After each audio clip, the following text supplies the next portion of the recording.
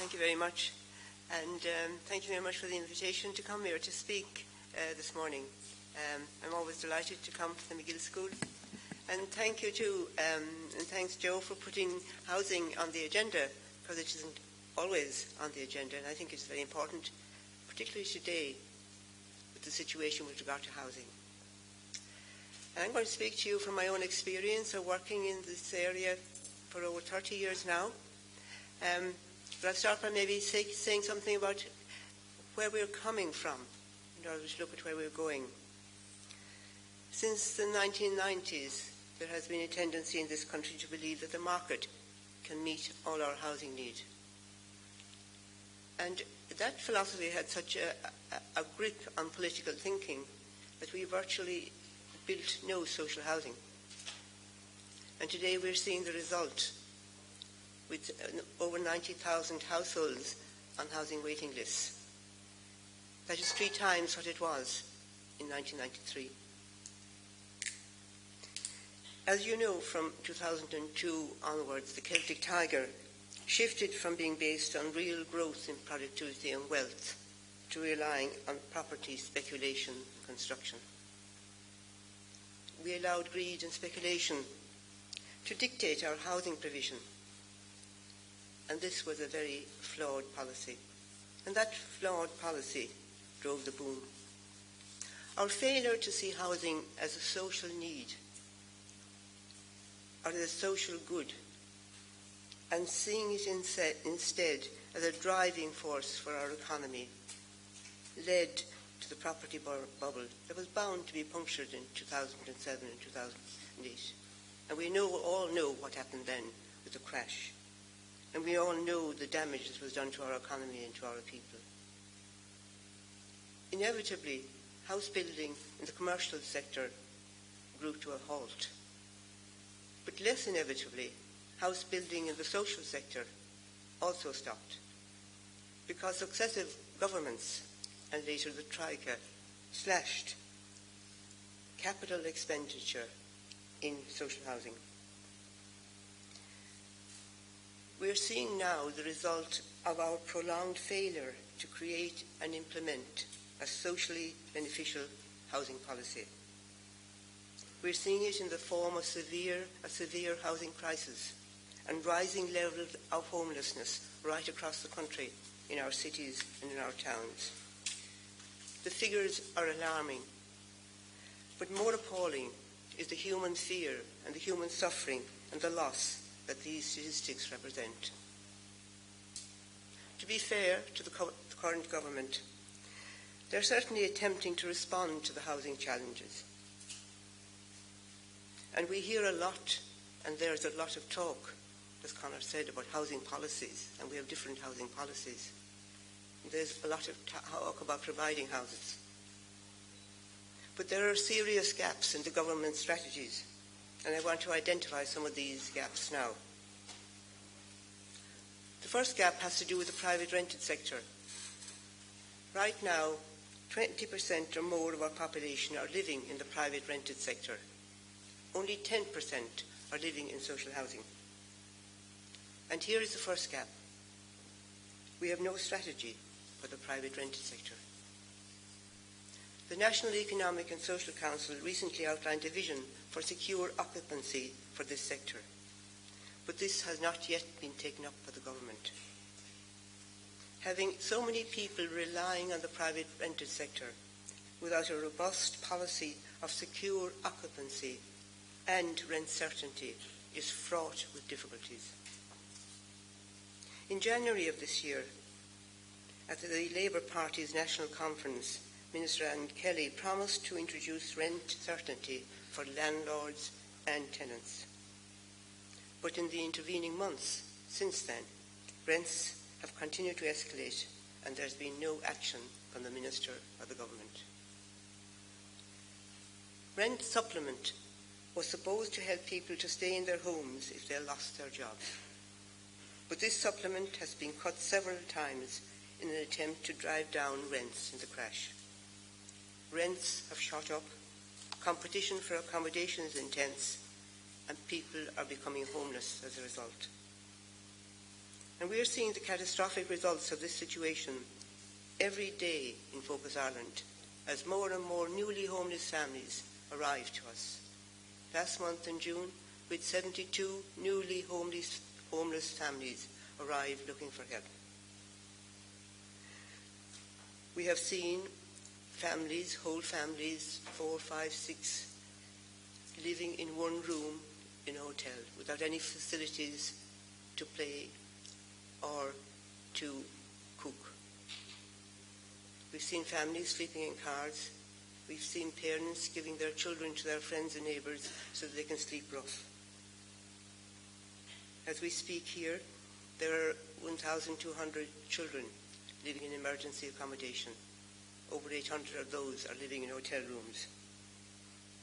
And this is because of the complete failure of regulation of the private rented sector and support for families who can't afford to pay their rent. There is almost no social housing. There is a critical shortage of the private rented sector.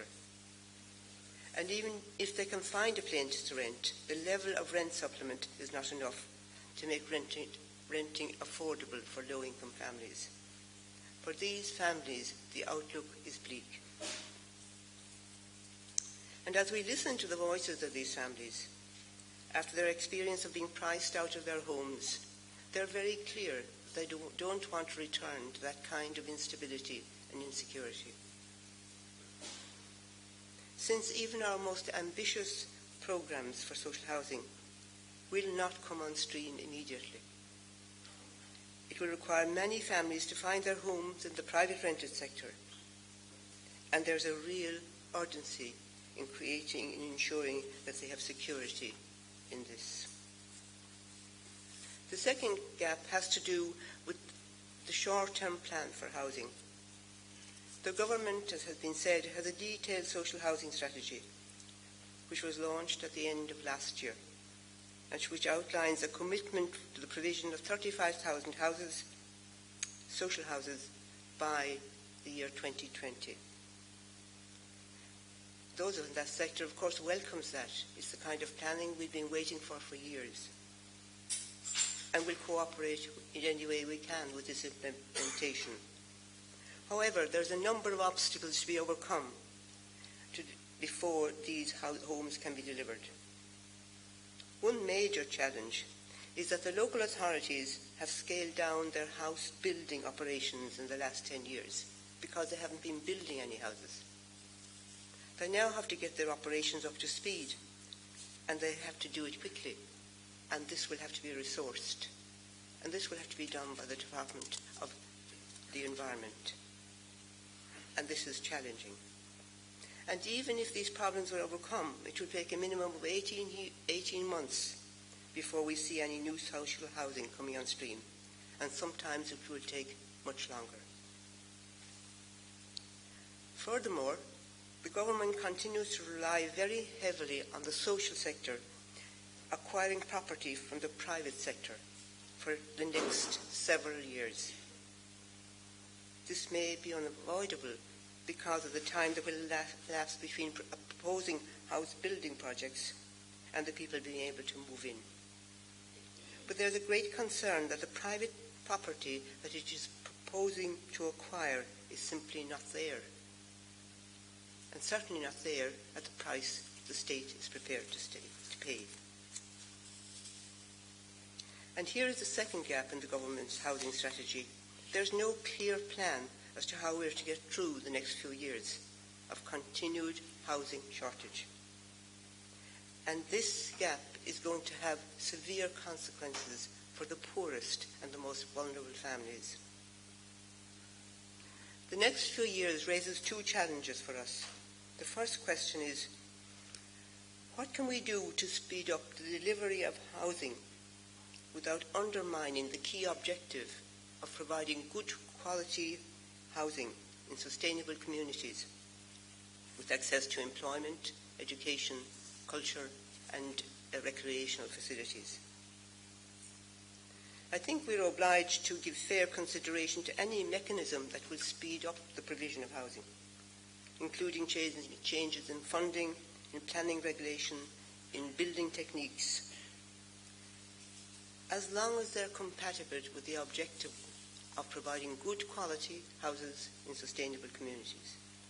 It also means taking radical action against land hoarding. The second question is, what measures are necessary to prevent homelessness while housing remains a scarce resource? Even if we have a medium-term plan, we cannot leave the short term to look after itself. Such an approach would mean that the poorest households and the most vulnerable families and individuals would be pushed out of the market. We urgently need measures to protect tenants from excessive price rises and to protect them also when the banks take possession of rental properties. As part of the strategy for the immediate future, much more action must be taken to keep people in their homes. There are many people struggling to pay their mortgages, and government must take a firm hand with the banks and financial institutions to ensure that we do not see an avalanche of repossessions of family homes within the next year. In Focus Ireland, we're seeing a sharp rise in the number of families who have mortgage arrears who are coming to us for help, and in the number of former homeowners who are becoming homeless. The third gap in our housing strategy is perhaps the most fundamental. We need to answer the question, what is the ethical basis of our housing policy? If this question is not adequately answered, we will undoubtedly return to the errors of the past. If our housing policy is to be sustainable and contribute to social justice, it must be based on a recognition that a home is a human right and not a commodity on the free market. Access to adequate housing is fundamental. It's fundamental to survival, and it's one of the foundational rights that without it, the other rights would be meaningless. The International Covenant of Economic, Social and Cultural Rights in 1966 placed adequate housing along with food and clothing as the cornerstone of an adequate standard of living. In Focus Ireland, we believe that enshrining such a right in our Constitution would be the right way to go, the right to a home, and this would vindicate Ireland's international human rights commitment on the right to adequate housing. This would also underpin policies to reduce homelessness and create a fairer approach to the provision of housing.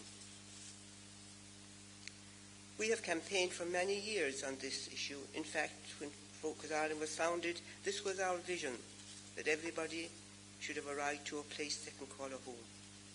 And we've campaigned on that for many years. Last year, the Constitutional Convention recommended, as part of the broad discussion on economic and social and cultural rights, that the right to a home would be included in the Constitution. We are now calling on the government to put this to the people in a referendum. As we look towards the centenary of our independence, we have a lot to be proud of, and we have a lot to be not so proud of, and housing is one of them. We've allowed people's basic requirement, a place they can call a home, a place they can live with dignity, a place they can rear their families in safety, in security, and with privacy. We've allowed that to become a debased currency. We've played the market with people's basic human needs, and this is nothing short of indecent. But we have not always behaved that way as a nation. When we look back at the history of the state, we can celebrate the fact that the provision of decent housing for our people at an affordable rent was a mainstay of the Irish state for several decades. The disastrous policies of the last 30 years should not be allowed to obscure the fact that this is something we were very good at when we were much poorer than we are today. And there's no reason, given profound commitment, political commitment, and a constitutional change, that it cannot be something we can do well again. Thank you.